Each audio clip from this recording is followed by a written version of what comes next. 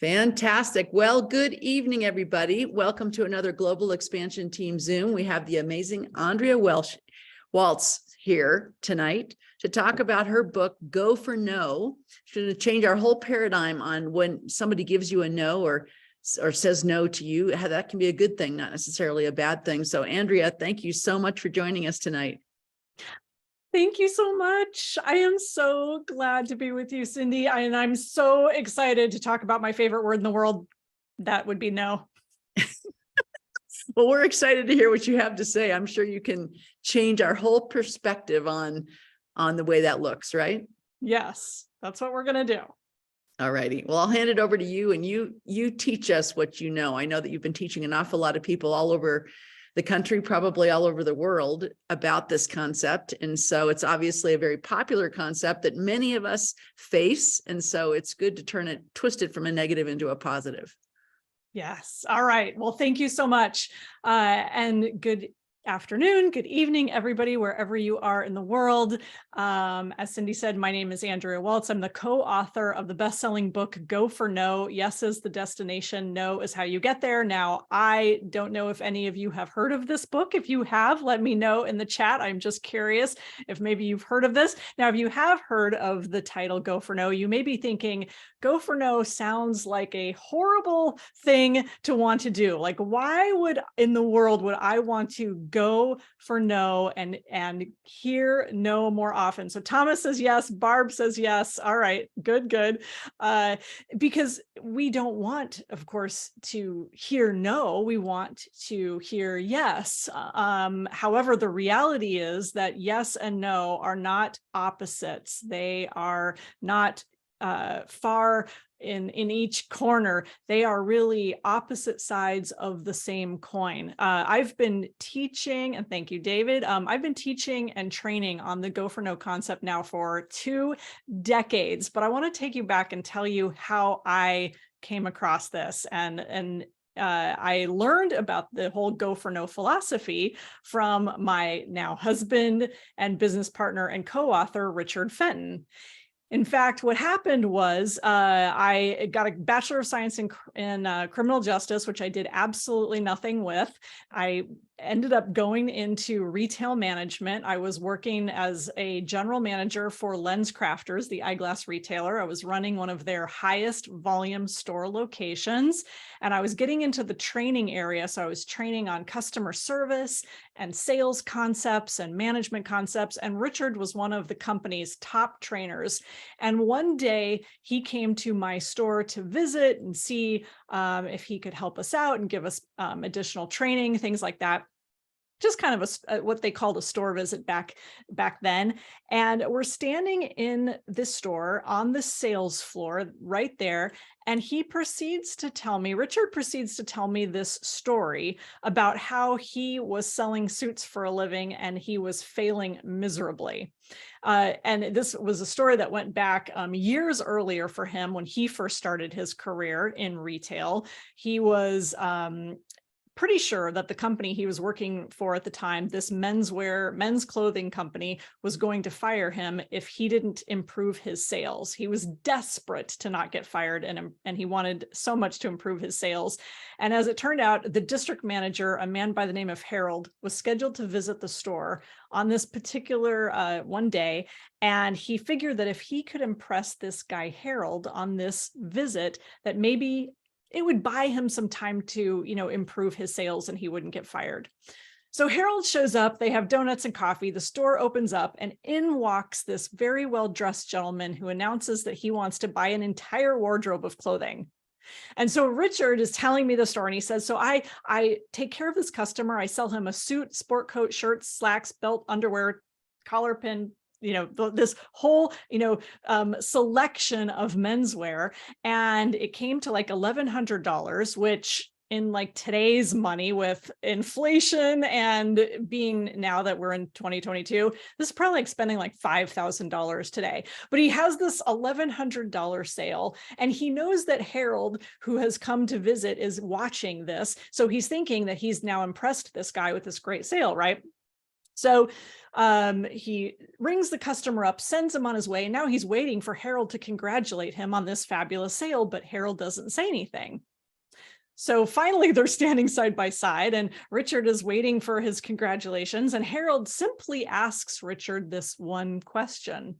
He says, Richard, out of curiosity, what did that customer say no to? And Richard was like, what? What do you mean? What did that customer say no to? Harold, did you not watch the sale I just had? That customer bought a suit, a sport coat, and slacks and ties. And Harold said, yes, Richard, I know. We know exactly what he said yes to. Yes is the easy part. All we have to do is look at the items on the sales check, and we know what that customer said yes to. What I'm asking you is, what did that customer say no to? And Richard reviewed the sale in his head, realized that everything he laid in front of that man purchased. And so the answer was nothing. And so Richard admitted, he said, Harold, that customer didn't say no to anything. Everything I laid in front of that man, he purchased.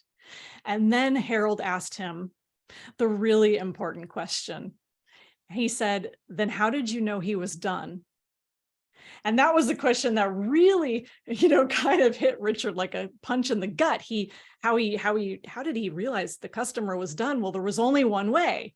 It was that customer had hit his mental spending limit. Whenever anybody got to $1,000 or more on a single shopping trip, for Richard, he was a young guy, he wasn't making a lot of money at the time, they were done.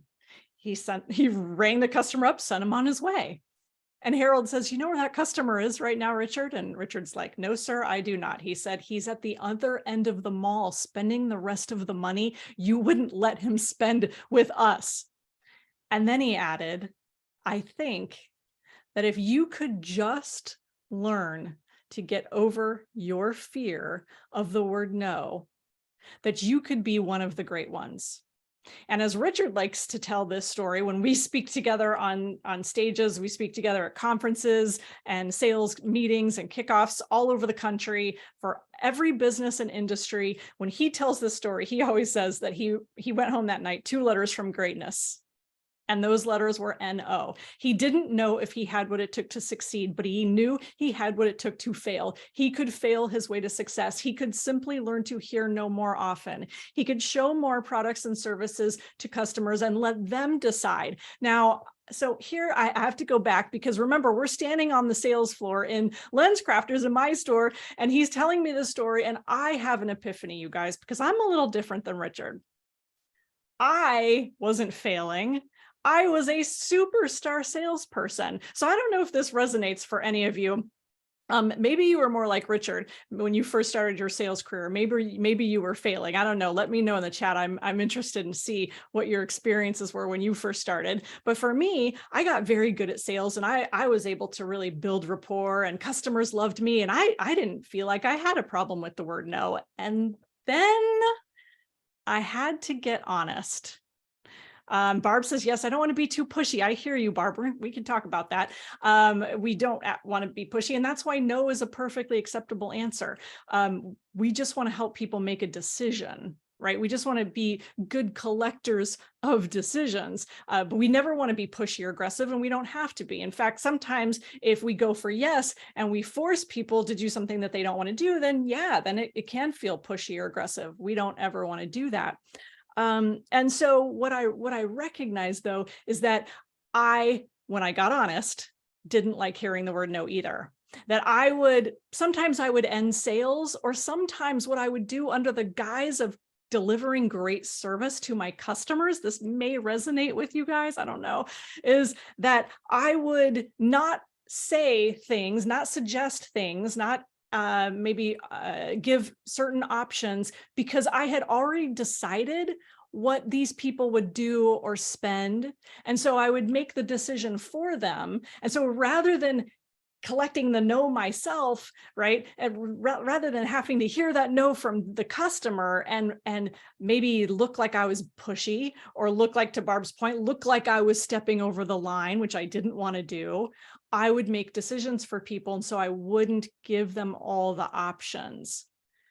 So I thought I was providing this great service, and yet I wasn't, because I wasn't giving people all the options. I wasn't sharing with them all of the choices that they had because I simply didn't want to hear those no's.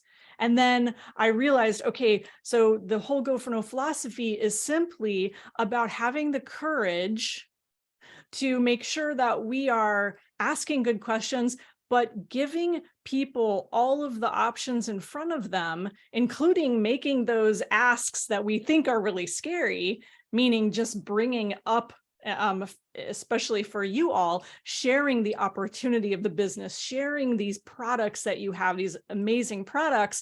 And so what we do, if you're anything like me, you talk yourself out of it and you say, well, they're just going to say no. They're just going to think that maybe I'm pushy or maybe I'll look too aggressive. And so I'm not going to bring it up because I don't want to have them here, tell me no. But instead, what I learned was I need to put the burden of hearing no on my shoulders. And so what I've learned after teaching this for 20 years is that when it comes to sales, when it comes to selling courageously, here's how I define selling courageously. Selling courageously, selling with courage, and that's what we all want to do. Selling the right way, selling with courage is about being willing to hear those no's and caring more about sharing your products, your services, your opportunity with other people, caring about that more than you care about having to face those uncomfortable moments where you hear the word no. Caring more about sharing your products and services and opportunity with other people than you do about hearing the word no. That's what selling courageously is all about.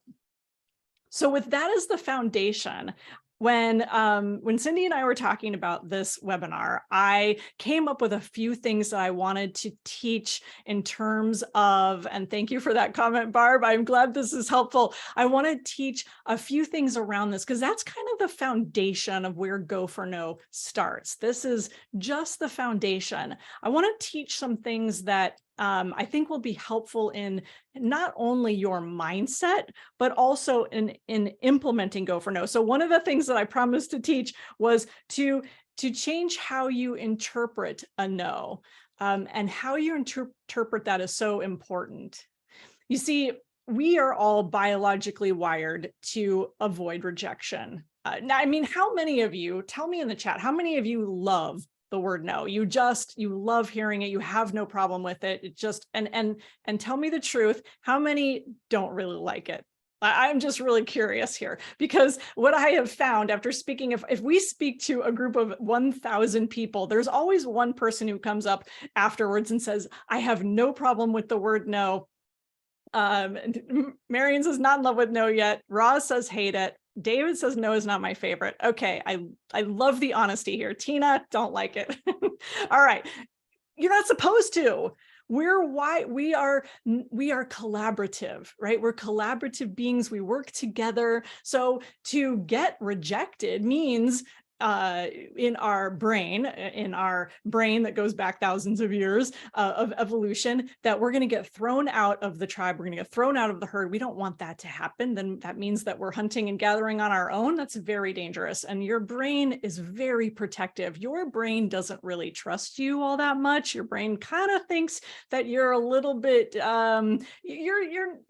you shouldn't be making decisions, right? We don't want to trust the frontal cortex. The other brain is making the decisions. And when that brain hears that you got a no from somebody, or that you might get a no from someone, it gets very scared. It thinks that you are in danger. And it will create a scenario in your mind that says, hey, if you get too many no's, if you're getting rejected, this is very dangerous. You're going to end up, I mean, you could die. You're going to live under the freeway overpass, right? I mean, it's really bad for you. That's that old interpretation. But so we have to kind of hack into our brain and say, no, that's the old model. Because in the new model, in the new way of thinking today, and the people that are really successful, they use the new model. And the new model says that actually hearing no is part of the process, and it's not dangerous. It's simply part of sharing your products and services with people. And it's not as dangerous as your brain thinks that it is. And so, as a society, we have all been taught and trained. And this kind of has to do with the failure and success model that we have in our book. So I just want to kind of paint this picture for you. We have the biology, we have the way we're hardwired, our DNA with rejection, but also as a society, we're taught and trained not to fail. We're taught and trained to succeed, get yeses, right? So we do everything within our power to get yes, get success, avoid no, don't hear the word no, that's bad. And so no wonder that we have the biology that we're fighting against. We have what society tells us that we're fighting against. And so everyone has this mindset of no is bad. So Richard and I are smart enough. What do? We write a book called Go for No. And people are like, why would I want to read that? That sounds crazy. Why would I want to hear no? But the subtitle's where it's really important. Yes is the destination, but no is how you get there. When you see people walking across the stage at the annual conferences, and we've spoken at so many conferences, and there's always the award winners, right? They get the trips, they get the incentives, and you go like, how do I get in that top elite group? These people are not hiding from no. They don't avoid no. They've learned the new model. They've learned, I guess you could call it a secret, but they've learned to operate with the new model. Instead of avoiding no, they move through no. They use no to their advantage. They learn from it. They get better from it. And they seek it out, understanding that with those no's comes more yeses. But with those no's also, they get smarter and they get better at it as they go. So the very first step in this process is to change the way you interpret hearing that no. So when you get it, your immediate reaction, your brain's immediate reaction will be, oh, danger, this is bad. You head that off at the pass. You immediately shut down that thought. Now, the thought is so instantaneous, you can't stop it from happening. It's just too fast. Your brain's too fast. But as soon as it does happen and your brain starts panicking, oh, this is bad. What does this mean? You have to remind yourself that you're operating with that new model, that in your pursuit of yeses and in your paradigm of courageous selling, which means that you're going to take on the burden of hearing no, as opposed to leaving it to meaning you're going to take the burden on it instead of not asking and not hearing yes and not hearing no. You're going to take that on so that you can communicate the value of your product, services, opportunity. And of course, ask good questions around that and all of the things that go into selling well. But you take on that burden. And so in the pursuit of going for no, those are where the yeses are hidden. So that's the first part, is that the interpretation of no has to change. The second piece has to do with your interpretation of failure and rejection. And that means using that new model. So instead of seeing yourself where you are avoiding no, I don't want to fail, I don't want to get rejected, it's that stepping stone on the way to yes. It is part of the process. So when your brain starts throwing up red flags and saying, you're doing the wrong thing, you're doing the wrong thing, remind yourself that you're not. And when you do this, a couple other things will happen. One of the things that Jack Canfield said to me that I will never forget, I love this definition, and it's the definition of self-confidence. And he said, and Jack Canfield, you guys probably know this, he is the author of the Success Principles, Chicken Soup for the Soul books. He wrote a book called The Aladdin Factor, which is one of my favorite books. He said, self-confidence, as I define it, is the successfully survived risk. So every time you successfully survive a risk, which your brain thinks that getting rejected is very risky, that's how it sees it. When you survive those things, a few things happen. One, you get to learn. You get that practice.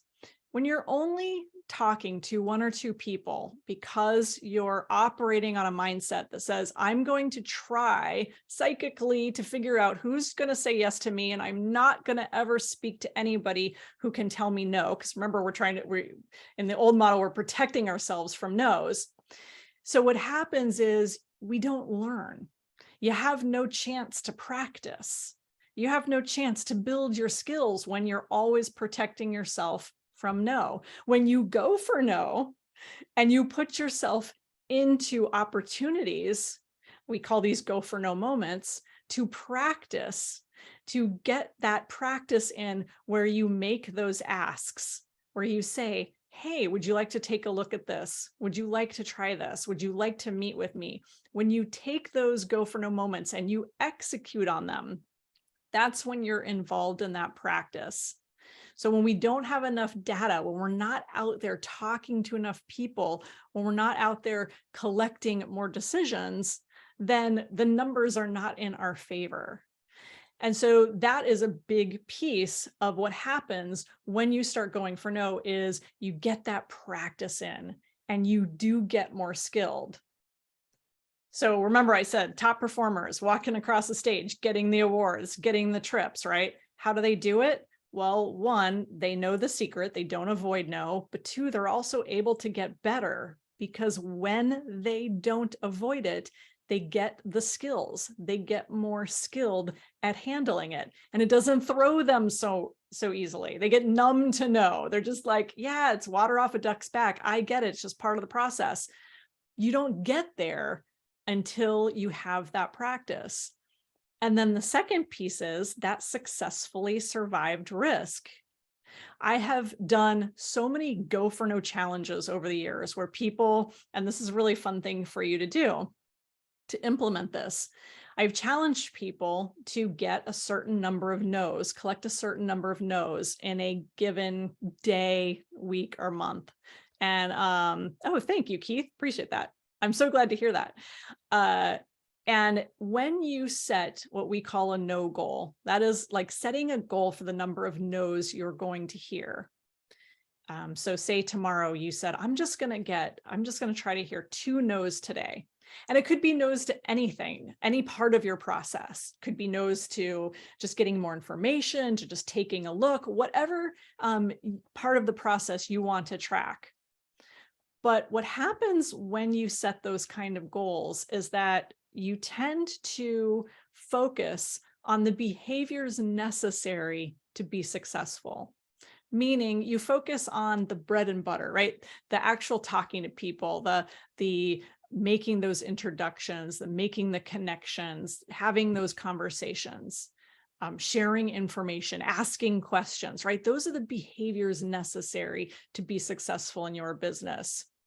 Sometimes what happens when we focus on yeses is we'll have a yes goal, let's say a yes goal of 2, and for the week, and we get those 2 yeses. Well, what do we do with the rest of the week? Nothing, right? We're like, we're done. We hit our quota. We just wanted 2 yeses. But when you set a no goal to collect a certain number of no's in a given period. So one of the things is I do a go for no 7-day challenge or a go for no 21-day challenge. And people set no goals of all different kinds, right? It's up to you what kind of no goal you want to set. But let's say you said, I'm going to try to get 10 no's this week. So if you got those 2 yeses, okay, big deal, that's great. But what would happen if you got those 2 yeses, but you still needed to hear 10 no's because you hadn't gotten, whether text or whatever, you hadn't gotten your 10 no's yet?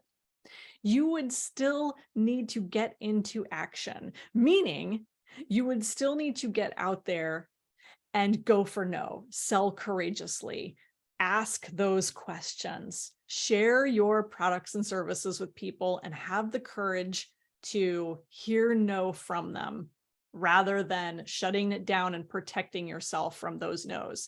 So it's a really fun way, doing a go for no challenge, challenging yourself to hear a certain number of no's is the way to put this idea in practice and to do it in a fun way, and then celebrate it when you get a no. Have fun with it. Like, just don't take it so seriously. Congratulate yourself for the fact that you have the courage to ask, because so often what we do, because we all operate with that old model, is we avoid that failure, we avoid that rejection, don't want to hear those no's, so we protect ourselves. And then we operate off of very little data. We don't know if we're doing things right, because we're only talking to a couple people who we think you're kind of cherry picking. I think this person will say yes. I hope, maybe I'm just gonna go for the easy yeses, right? Easy yeses produce little successes. Okay, not gonna go for that big fish, not gonna go for that big no. So we do that. So we have a little bit of data, we have very little practice, and then we don't build the confidence. But in anything that you want to be successful at, it takes numbers, right? It takes the data, takes the numbers, the statistics. It takes the practice, the behavior, just doing it over and over again. And that's how you build your self-confidence. So go for no, while a lot of people think when they hear the term, because we've been around, the book's been around for so long, I feel like a dinosaur sometimes, you guys. That's why I asked, has anybody here to go for now? Yeah, walking dinosaur here. This concept has been around a long time, and of course we didn't create it. I mean, the idea that you should hear no is a sales concept that goes back as long as selling has been in existence. We just packaged it, in this book. But the whole idea of go for no, if you walk away with anything from this webinar, from this training, here's what I'd like you to walk away with. Because we talked a lot, right? I shared a lot, kind of a fire hose of information about how to interpret no and your brain and the models of failure and success and setting no goals, right? The things I'd like you to walk away with are: never assume what somebody is going to decide, what they're going to do, what they're going to spend, what they're going to say, what answer they're going to give. Let them tell you. Ask good questions. Help somebody come to the decision that's right for them. And if it's a no, take it gracefully, receive that gracefully. And oftentimes no doesn't mean never, no means not yet. But know that you had the courage to ask, to get out there and make those asks. And you do it in the right way for the right reasons. So you should feel good about that. Go for no is not about badgering people or manipulating them or forcing them to do anything that they don't want or need. We want to help people make decisions, but that takes courage. And too often what we do, because we've been trained by our society to not fail. We've been trained by our society to avoid no and avoid rejection, because what will people think? And we don't want to mess up and we don't want to look foolish. So we have all that programming going on, plus your brain that, as I said before, thinks anything you do that has to do with rejection is very dangerous. And your brain is going crazy, don't do it, don't do it. So as I wrap up here, my advice is don't make assumptions about what anybody's going to decide, do, or spend. Ask courageously. That's what Go for No is all about. Regardless of the technology, it's a timeless principle. It's based on failing your way to success, being willing to intentionally increase your failure rate in order to be more successful. I guess you could call it a secret, like any other of the great secrets. It's very simple. It's not complicated, but it is not necessarily easy because we've got some obstacles, mostly in our head. So practice and keep going for no. So Cindy, that wraps me up. I know that was a lot of information, but I hope you all got a lot out of it. Yeah, no, it makes so much sense. And that's why when people say, the more people I talk to, the luckier I get, because they have to go through a lot of no's to get yeses. But right, if the alternative is probably worse, right? Exactly. Yes, I love that. So that's a great saying. Yeah, absolutely. Well, thank you so much for this, unraveling this whole idea, because I think it is in our subconscious and it does keep us blocked from doing things that we really want to accomplish. So yeah, it's great to think about it in a little bit different way and not feel like we failed every time we get a no. It doesn't mean we're doing something wrong. It just means that we're not talking to the right person, or the timing's not right, or they're just not interested in what we have to offer them or whatever. So the worst thing we can do is take it personally, right? That they're rejecting us, not the product or service or opportunity that we're offering them, right? 100%. Yeah, perfectly said. Yeah. Yeah. Well, thank you so much. Really, really appreciate this topic. And I'm sure that we can all work on getting more no's in our way to getting yeses. So thanks so much for joining us. And I really, really appreciate all the information you shared. Absolutely. Thanks for having me. All righty. Good night, everybody. Good night, Andrea. Good night, Cindy.